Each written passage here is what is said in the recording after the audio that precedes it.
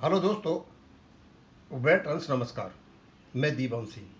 मैं आपको बताना चाहूँगा कि सिंगड़ा साहब वाले केस की सुनवाई नहीं हुई और हमारे कुछ लोग एकदम हताश हो जाते हैं। भाई ये कोर्ट का मैटर है, आप उसमें ना तो आप कुछ कर सकते हो, ना हम कुछ कर सकते हैं, ना वकील कुछ कर सकते हैं। नहीं लगता है तो केवल और केवल अर्ली सुनवाई के लिए, हियरिंग के लिए बात कर सकते हैं। और दूसरी बात, हम जितने भी वीडियो बना रहे हैं हम सेवाराम जी के संपर्क में हैं, सारी बातें हो रही हैं और जब बहस होगी उससे हम पता चलेगा कोर्ट इसका इंटरप्रिटेशन कैसे करता है। हम जो कुछ आपको उपलब्ध करा रहे हैं केवल और केवल इसलिए उपलब्ध करा रहे हैं आपको पता तो चले कि आपको किस अंधकार में रखा गया। और इसके लिए जिम्मेदार कोई ये दलाल नहीं है, नौ यूनियनों के और आईबी और बैंक। हमारे लोग भी इसके लिए जिम्मेदार हैं क्योंकि उनके नैरेटिव को हमारे ही लोगों ने बहुत ज़बरदस्त तरीके से प्रसारित किया और हमारे दिमाग में एक बात बैठा दी गई कि फंड नहीं है, कोई प्रोविज़न नहीं है, पेंशन फंड हमारा है, पता नहीं क्या क्या दुनिया भर की बातें। दोस्तों, सुनवाई हो रही है, पार्ट हर्ड केस है, सुनवाई तो होगी और फैसला भी आएगा। और जो वर्तमान में परिस्थिति बनी हुई है ये सब फेवरेबल है। यदि ये भी अनफेवरेबल हो जाती है तो फिर ऑनरेबल सुप्रीम कोर्ट पर ही सवाल उठ जाएंगे। इन लोगों ने, खासकर इन दलालों ने, जो यूएफबीयू के दलाल हैं, इन सबको सब पता था, दे न्यू इट वेल, लेकिन ये अपनी कमाई करते रहे और दूसरों को ये बहकाते रहे। जो पिछली बार जो बहस हुई सुप्रीम कोर्ट में और अभी जो पीएनबी ने एफिडेविट दे रखा है, इनने बड़ी बड़ी चालाकियां खेली हैं। इनने सोची कोई पकड़ नहीं पाएगा इनकी चालाकी को। और मैंने पहले ही बताया था आपका कि सीरियल नंबर 2 जो अपेंडिक्स उनका है उसका पेंशन अपडेशन से दूर दूर तक का संबंध नहीं है। वो केवल और केवल पेंशन कैलकुलेशन का मैटर है। जब पेंशन ही कैलकुलेट नहीं की तो अपडेशन का मैटर कहां से आएगा। 35(1) केवल और केवल अपडेशन से संबंधित है। अपडेशन पेंशन का होगा जब पेंशन चला गया कोई आदमी। पेंशन ही कैलकुलेट नहीं हुई है, पेंशन ही नहीं गया है, तो तुम उसका अपडेशन में कैसे डाल दोगे। इन्होंने डाल दिया और वो केवल और केवल एडमिनिस्ट्रेटिव इंस्ट्रक्शन का काम है। जब भी बेस सेटलमेंट आता है उस बेस सेटलमेंट का पूरी की पूरी प्रक्रिया आईबीए जो उनको ड्यूटी दे रखी है सर्कुलर निकालता है, उसी प्रक्रिया में ये 10 महीने का क्या होगा उसी में डला होता है। वहां से निकाल करके इन्हें लेकर के रेगुलेशन में डाल दिया। ये गुमराह करने के लिए केवल 2003 में अमेंडमेंट जो है इसी काम के लिए आया था। जानबूझकर 2003 में अमेंडमेंट होता है तो 1992 की चीजें कर रहे हो तो उस समय के लोग कैसे गए होंगे भाई।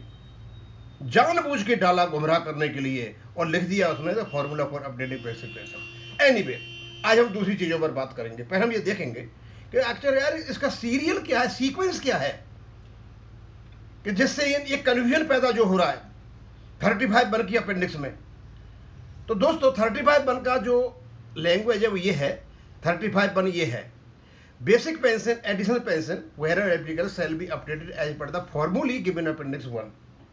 मतलब 35(1) एक अलग डिस्टिंक्ट बिल्कुल सेपरेट संसार है, जगत है, उसमें दूसरा नहीं घुस सकता। और ये किस पर लागू होगा, जो पेंशन चला गया उस पर लागू होगा। जो पेंशन गया ही नहीं, जैसे पेंशन ही कैलकुलेट हो रही है, उसको यहां नहीं घुसा सकते हो। तो हम देख देंगे सबसे है क्या आपके रेगुलेशन में क्या चाहिए। पहली बात, इसकी जो डेफिनेशन है उसका सेक्शन नंबर 2 है और 2D में ये दे रखा है एवरेज एमोल्यूमेंट्स क्या होंगे, किस किस क्या चीज लोगे।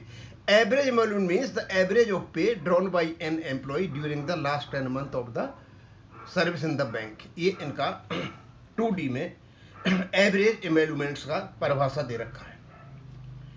अब जब एवरेज एमोल्यूमेंट तो इसके लिए निकलेगा जब पेंशन कैलकुलेट कर रहे हो, इसका तो कोई संबंध है नहीं अपडेशन से। अपडेशन अभी तो पेंशन नहीं निकली, बताया कि भैया एवरेज एमोल्यूमेंट पे आपकी जो लास्ट पे ड्रॉन 10 महीने की जो पे है वो कैसे कैसे होगी। अब ये लास्ट के जो 10 महीने होंगे इनको कैसे कैसे, कोई तो सुपर एन्यूएशन में जाएगा, कोई बीआरएस लेके जाएगा, कोई रजा नहीं जाएगा, कोई कैसे भी जाएगा, कोई कैसे भी जाएगा। उनके 10 महीने कैसे होंगे, यानी जब आदमी जाएगा उससे पहले वाले 10 महीने। तो यहाँ ये रेगुलेशन 38 दे रखा है, determination of the period 10 months for average emolument. ये जो एवरेज एमोल्यूमेंट्स हैं ये जो ऊपर दे रखे हैं 2D में, इनको डिटर्मिनेट करने के लिए कैसे करोगे? तो यहाँ 1 2 3 4 चीज़ दे रखी हैं, एक में ले रखी है। The period of the preceding 10 month for the purpose of average emolument shall be reckon from the date of retirement. Date of retirement से आप हो रहे हो उसमें, उससे पहले के 10 महीने के एवरेज एम्यूलमेंट ले जाएंगे। और भी दे रखे हैं, रिजाइनी का है, और भी जो BRS वालों का है, ये सारा का दे रखा है, वो मैंने यहाँ लिया नहीं है। यानी रेगुलेशन 38 जो है, रेगुलेशन 38 जो है केवल और केवल एवरेज एम्यूलमेंट्स काउंट करने का है। आपने एवरेज एम्यूलमेंट्स काउंट कर लिए 10 महीने के, और उसके बाद आप 10 से भाग दोगे। 10 से भाग जब दोगे उसको, तो 1 महीने की पे निकल के आ जाएगी, एवरेज पे। टोटल निकाल लिया 10 महीने का, 10 का भाग दिया तो एवरेज एम्यूलमेंट्स निकल गया। जब एवरेज एम्यूलमेंट निकल गया, पूरा का पूरा 1 महीने का निकल गया, तो यदि आपकी 33 साल की सर्विस है तो आपको 50% पेंशन मिलेगी, और कम है तो उसी रेशियो में कम हो जाएगी। ये जो कैलकुलेशन होगा, इसका होगा आपका 35-2 से। एवरेज एम्यूलमेंट निकाल लिए, एवरेज एम्यूलमेंट निकालने के क्या करेंगे? In case of employee retiring in accordance with the provisions of the service regulation settlement after completing qualifying service of not less than 30 years, the amount of basic shall be calculated 50% of the average. ये 35-2 का part है। ये सारा का सारा काम, ये 38 और 35-2, ये सीरियल नंबर 2 अपेंडिक्स 1 में दे रखा है, और ये काम एडमिनिस्ट्रेटिव इंस्ट्रक्शन का काम है, ये रेगुलेशन का काम नहीं है। जानबूझ करके इन लोगों ने इसको यहां डाला। यानी अभी तक पेंशन कैलकुलेट कर रहे हैं ये, जब पेंशन कैलकुलेट करने के लिए नहीं है 35 का 2003 का अमेंडमेंट, पेंशन अपडेशन का है। यहां पेंशन कैलकुलेट हो रही है, और यही यदि 2 एवरेज बेस सेटलमेंट के पीछे पड़ जाती है तो वह रिफिक्सेशन ऑफ पेंशन होता है, क्योंकि रिपोर्ट जो आती है बेस सेटलमेंट की बाद में आती है, तो उसके जो फायदे होते हैं बाद में मिलते हैं। तो 2 प्रकार की चीजें होती हैं जिनका 2 बेस सेटलमेंट के बीच में नहीं पड़ता है, वो तो सीधा चला जाता है। 10 महीने का एवरेज निकालो, डिवाइड बाई 10, पूरा निकल आया, डिवाइड बाई 2 इंटू जितनी साल की सर्विस है आपको निकल जाएगा 33 करके, जो कुछ भी है। अब सवाल उठता है कि भैया 35 तो केवल और केवल पेंशन अपडेशन का है, फिर आपने 35 की अपेंडिक्स में ये क्यों डाला ऊपर से 38 और ये रेगुलर 35-2? नहीं डालना चाहिए था। अब सीक्वेंस से देखा जाए, आपके जब पेंशन निकालते हैं 2D एवरेज एम्यूलमेंट क्या होते हैं? 38 कौन आदमी कैसे रिटायरमेंट हो रहा है उसके 10 मंथ का एवरेज कैसे निकलेगा, और जब निकल जाएगा तो 35-2 में ये बताया गया जो निकल गया है 33 की सर्विस गए तो 50% पेंशन हो जाएगी, कम गया है तो उसकी कम पेंशन हो जाएगी। ये यहां तक का जो पोर्शन है ये पेंशन निकालने का है, ये पूरा का पूरा। और ये सारा का सारा दे रखा है आपके अपेंडिक्स 1 के रेगुलेशन सीरियल नंबर 2 में। सीधा सीधा मतलब है गुमराह करने के लिए काम, और ही बताऊंगा मैं आपको और कहां गुमराह कर रखे ने। और जब पेंशन निकल जाती है, पेंशन निकलने के बाद लागू होता है 35-1, ये लागू होता है।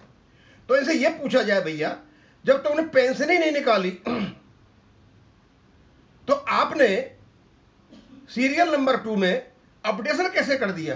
आप तो पेंशन कैलकुलेट कर रहे हो ना, तो पेंशन कैलकुलेट कर रहे हो आप, तो अपडेशन कैसे हो गया? अब इनने क्या चालाकी खेली, चालाकी बताता हूं क्या है। यदि किसी व्यक्ति के एक बेस सेटलमेंट में 9 महीने हो गए करंट में, और पीछे में 1 महीना हो गया, उस 1 महीने का जो पेंशन निकालेंगे ये वो डीए मर्ज करके निकालेंगे। जो डीए मर्ज कर देंगे, जो डीए वो ले रहा है उसको उसमें डीए को मर्ज कर देंगे और डीए मर्ज करके निकालेंगे। तो जो डीए मर्ज कर दिया 1 महीने का, उसको ये अपडेशन कह रहे हैं। आंखों में धूल झोंक रहे हैं ये। अरे वो डीए मर्ज तुम कर रहे हो पेंशन निकालने के लिए, अपडेशन के लिए नहीं कर रहे हो। डीए अपडेशन नहीं कर रहे हो आप, केवल और केवल पेंशन निकालने के लिए कर रहे हो। इसका मतलब ये हो गया जब पेंशन आदमी जाएगा तभी उसका अपडेशन होगा, और यदि पेंशन नहीं गया है तो अपडेशन होगा ही नहीं। तो जो आदमी पेंशन ही नहीं गया, जिसकी पेंशन कैलकुलेट कर रहे हो, उसको आपने 35-1 में सीरियल 2 में अपेंडिक्स में कैसे डाला, और ये वैसे भी देखा जाए तो एडमिनिस्ट्रेटिव इंस्ट्रक्शन का काम है, जैसा कभी पीएनबी ने एफिडेविट दिया है। वो बता रहे हैं कि एक बार तो यहां डाल दिया और उसके बाद आईबीए ने निकाले एडमिनिस्ट्रेटिव इंस्ट्रक्शंस मैकेनिज्म है कि ऐसे इसको करोगे, ऐसे इसको, तो भैया उसको यहां क्यों नहीं डाला? सबको डालना चाहिए था, और सबको यहां नहीं डाला तो फिर आपने ये क्यों डाला? सीरियल नंबर 2 क्यों डाला? एक ही रखो ना। आईबीए को कोई अधिकार नहीं है कि अपनी एडमिनिस्ट्रेटिव इंस्ट्रक्शन रेगुलेशन में डाल दी जाए, क्योंकि IBA is not a regulatory body, और रेगुलेशन में कुछ भी डाला जाएगा स्टैट्यूटरी बॉडी बैंक, भारत सरकार की सहमति, आरबीआई से कंसल्टेशन और लेड बिफोर द पार्लियामेंट की प्रोसेस होगी और नोटिफाइड होगा। इनके जो एडमिनिस्ट्रेटिव इंस्ट्रक्शंस होती हैं इनको ये प्रक्रिया से नहीं गुजरना पड़ता। तो आप शायद समझ चुके होंगे